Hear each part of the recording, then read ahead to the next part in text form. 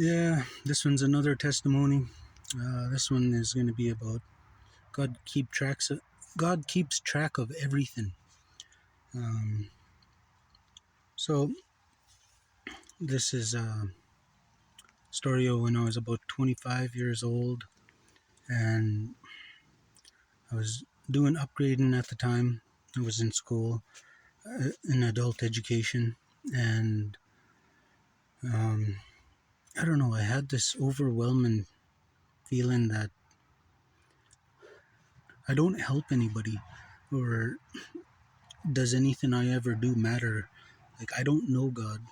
Not not a single person has ever come back to me and told me that I'm the reason they that they changed, or that they know God.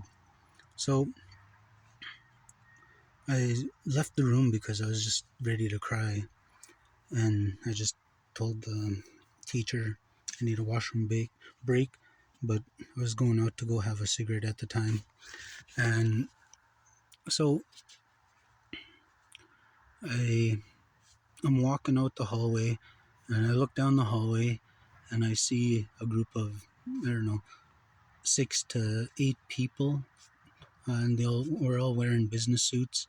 And then I just glanced at them, and I walked out the door. And what I did there is I went outside. I lit my smoke, and I just started praying, like, God, you know, can you send one person, please? Because I don't know if I'm doing this right. I don't know if I'm doing this properly. At least one person, just to let me know I make a difference. And I said amen. But as soon as I said amen, the door to the comp high school opened, the one I came out of for my cigarette break. And there was a lady, couple, well, yeah, about 2 or 3 years older than me, and she said, "Is your name Troy Constant?" I'm like, "Yeah, it is." And she's like, you probably don't know me, but we went to high school together." And I said, "Okay." And then she goes, "But I need to tell you something." She said, there was a house party, and both of us were at it. But like I said, you didn't know me, and there you were in the middle of that party talking about God. And she goes, "I believe you were about 17 and I was 19, she said." And and then she said that there was 5 big muscular dudes threatening my life, saying that they were going to kill me if I don't shut up and quit talking about God at a house party. But I didn't. I just kept talking away. And so they finally gave up and walked away from me. And she seen that. I don't even remember doing it, honestly, but I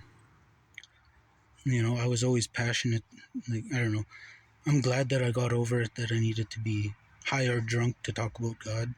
But anyway, so she proceeded to say that, okay, since that day, she said that she grew up as a Christian, and she said that she wishes she had the fire that I had, and that she wouldn't back down to anybody the way I didn't back down to those 5 muscular dudes. And so she turned her life around that day. She said she rededicated herself to Jesus, and she said that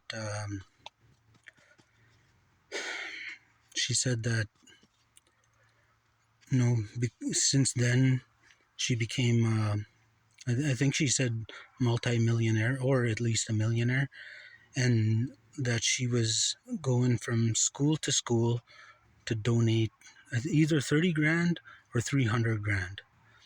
and to the school she chose. And she was in the school with all the people of the board. She was the CEO, so they all worked for her.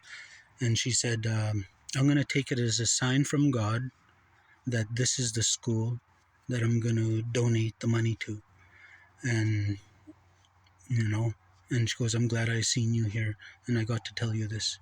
So, you know, fast forward years, I was thinking about that, you know, like I told her too about my prayer. Like, you know what?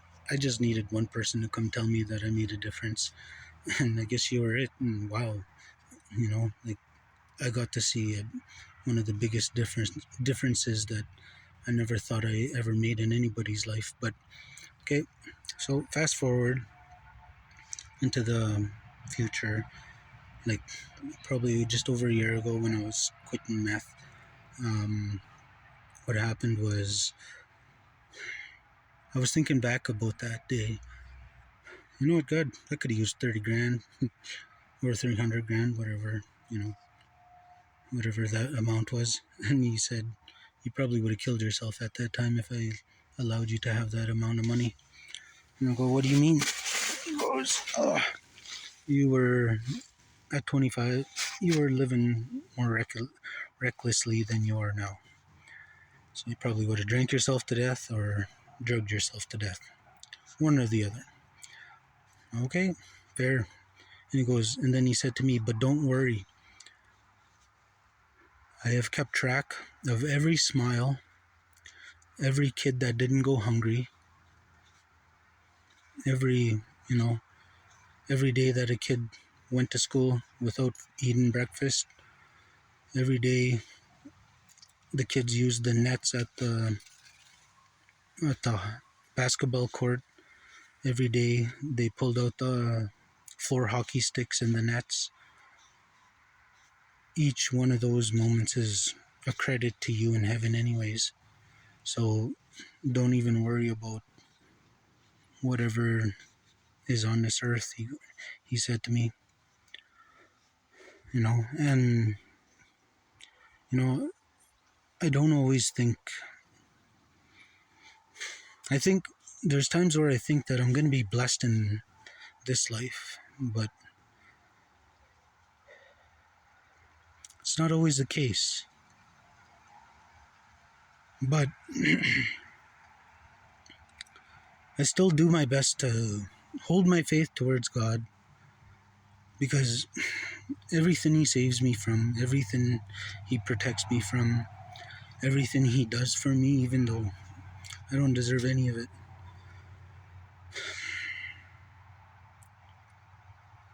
I'm just so thankful and grateful to have him in my life. Glad that he chose me for the things that he's chosen me to do. Anyways, have a good day. Amen.